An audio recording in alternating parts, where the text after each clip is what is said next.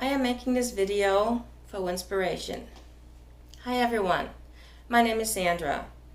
I am the owner of Serafina Fae, a holistic business in Windsor, Ontario.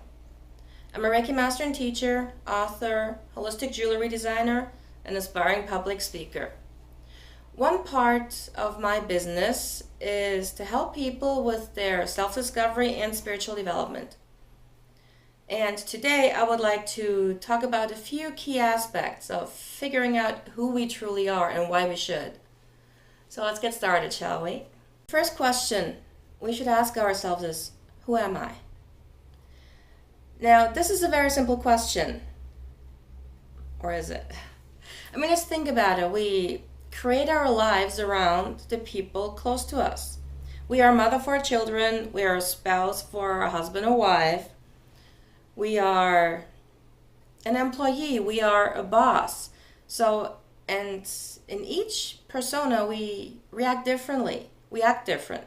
So, as an example, you raise your children at home, but would you speak in the same manner to your boss? Would you raise your boss? Of course not, because that would be weird. So, when we start asking, who am I? We should try and strip all those different personas we have to be and just think about who we are on the core. What do we like? What do we do if there's no one else around? What are our hobbies? Not combined hobbies we have with someone else, but just us. Don't allow other people's opinion to dictate who you're supposed to be. Look within yourself and discover the amazingly unique, beautiful, and strong person you actually are. We care so much about what other people think, much more than to our own opinion. And that's not really the right way to do, because the most important person in your life is you. So what you want is the most important thing. Yes, you have a family, you have children, so what you want has to work with who is around you, but still, you are the most important person in your life, so you can combine that. Just ask yourself, once again, who am I? Who am I with my children? Who am I with my spouse? How can I make myself the center of my life without ignoring the rest? I can tell you, this is not very easy, but ultimately when you get to that point, you feel happier, you feel accomplished, you feel like what you're doing is right. And that's where we want to get to. Being perfect is a state of mind. As long as we strive to be perfect, we will never achieve it. But once we feel content with who we are, we will realize that we have been perfect all along. Think about that. Why do you think you're not perfect? Did someone else say you're not pretty? Did someone else say you will never live up to that? Did someone else crush your dreams and say, hey, you'll never get there anyways? That's the opinion of others. Their opinion from where they are in their lives right now. A lot of people who try and talk us out of things that we really feel we're supposed to do, it's because they're not brave enough themselves to go down that road. So they try to keep us low as well so that they feel better. Think about that. How often did that happen? I know growing up as a teenager, this happens a lot because insecurity is part of being a teenager. But when you grow up and you realize that you want something so bad and you can really taste it almost, and you want to go for it and you talk about it to your friends and they keep you down, you say, what gives? Why? Why are you telling me I can't do this? Do you have no faith in me? So you need to realize that you are perfect. And don't ask for the opinions of other people. Because only you know what you want to do. Only you know how it feels to really want something so bad and really try it out. Maybe a change of career, maybe go back to school. Maybe you want to move to another country. Hey, I moved to another country. I'm originally from Germany, but now I'm here in Canada for 13 years. And as much as I miss home, I don't regret going here because I really like it. So don't be afraid. You are perfect. You can do whatever you want. You just have to be brave enough to go out and do it. Let's talk a bit about jealousy of others. I know that's a subject, we've all been there, or we have that friend who's jealous of us. So let's analyze that. I mean, jealousy really shows a lack in ourselves.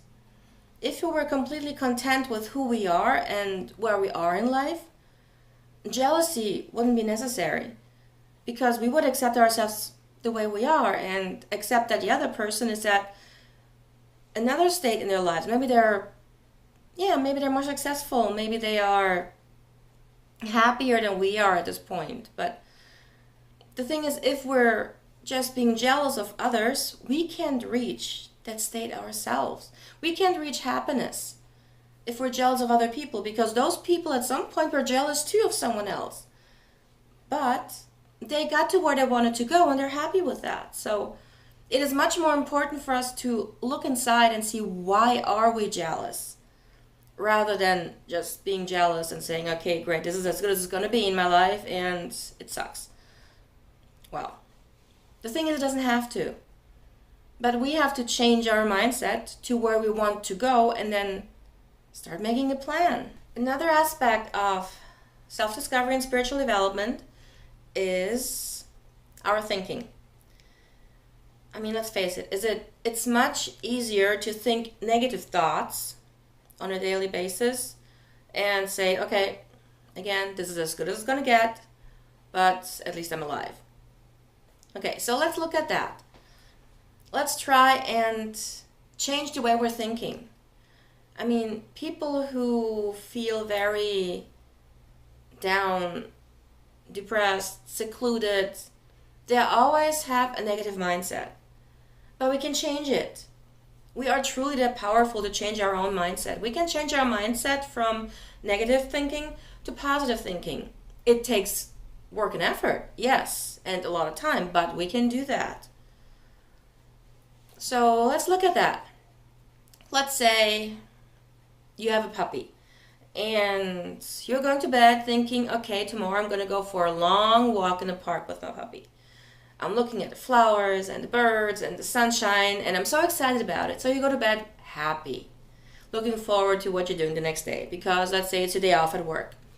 So you wake up the next morning and it's pouring. So what happens to your mindset? Exactly. It's negative because you're upset that it rains, understandably. But at the same time, it makes your whole day gloomy. So what if you stopped yourself in your tracks and said, okay, it's raining today, so it is more like a have to go for a walk in the rain than a want to in the sunshine. But if you focus on the rain and about the flowers who are soaking up all the water because they're really needed, because it's been really dry and hot for a few days, and then you think about, okay, if I go to that walk tomorrow, it's not supposed to rain anymore. The flowers will be much brighter and they will smell even better because they had so much nourishment from the rain. Wouldn't that change your mood? I bet it would. So if you want to try and change your mindset, and what you need to do is start to focus on your thoughts, and when you realize that you thought something negative, change it. And you'll see over time, you will think negative thoughts less and less, and more positive thoughts. And this in turn will raise your whole vibration, your whole energy, and you will feel happier because you're out of that gloomy feeling all the time. It is possible. I know, because I did it. If you had met me 20 years ago, when I was still in my negative space after the sexual assaults and everything, you would have not seen the same person. I've changed so much simply because I wanted to. I've tried. I wanted a better life. I wanted to be happier. I wanted to have a life that was with purpose. And so now, here I am, the completely opposite of what I was 20 years ago. It doesn't mean I don't think negative thoughts every once in a while. We all do, but I don't let them define me. I don't let them control my moods. Generally, just changing your mindset from negative to positive is so powerful in getting you to where you want to be in life. we have to, rediscover ourselves. We have to take the point where you are right now and step out of that comfort zone. Now, this can be very scary. When I started my business, I was a Reiki practitioner and I made jewelry. That was it. So at some point, giving Reiki treatments, making jewelry, and giving readings wasn't enough. I felt like there was something missing. And so I started to search within myself and started to grow. So on my journey, I came along a lot of amazing opportunities. But at the same time, I was terrified.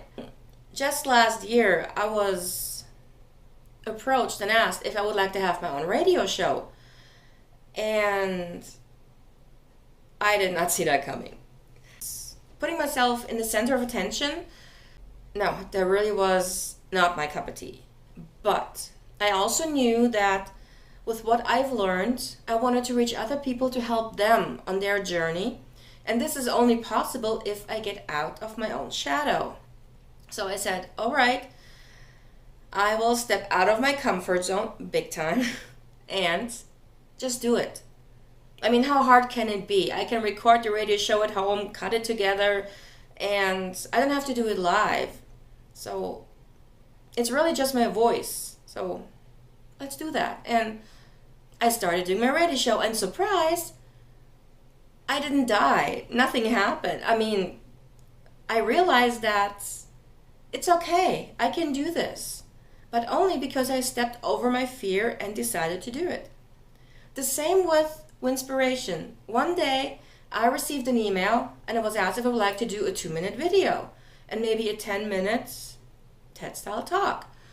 And I was like, whoa, okay, that's so way out of my comfort zone. But I said, I need to grow if I want to reach more people and help more people. They need to know I exist, right? If they don't know I exist, then how can I help them? So I said yes, and here I am. I can tell you I am nervous. Seriously. It may not seem like that, but I'm nervous. But at the same time, I'm having fun. Because I can share something with you that I've been through myself and what I know that I can help others with. And just to, maybe give you some food for thought of how you can grow. Just don't be afraid. Because things can only get better if you step out of your comfort zone. If you do something you never thought would be possible. See, things just happen if you set your mind to it. If you say, okay, I'll give it a shot. And opportunities start to come your way to help you grow. And this is incredible. So be brave. Just remember, every goal that you reach has once been part of a dream you never thought would come true. Life is a dance. All you need to do is find your rhythm. And this is really what self-discovery and spiritual development means. Find out who you are, what you want to be, who you want to be, what you want to do with your life, and figure out how to get there. Okay, I hope that you enjoyed my little video. And remember, the most important journey you can ever embark on is the journey to yourself. Happy Winspiration Day!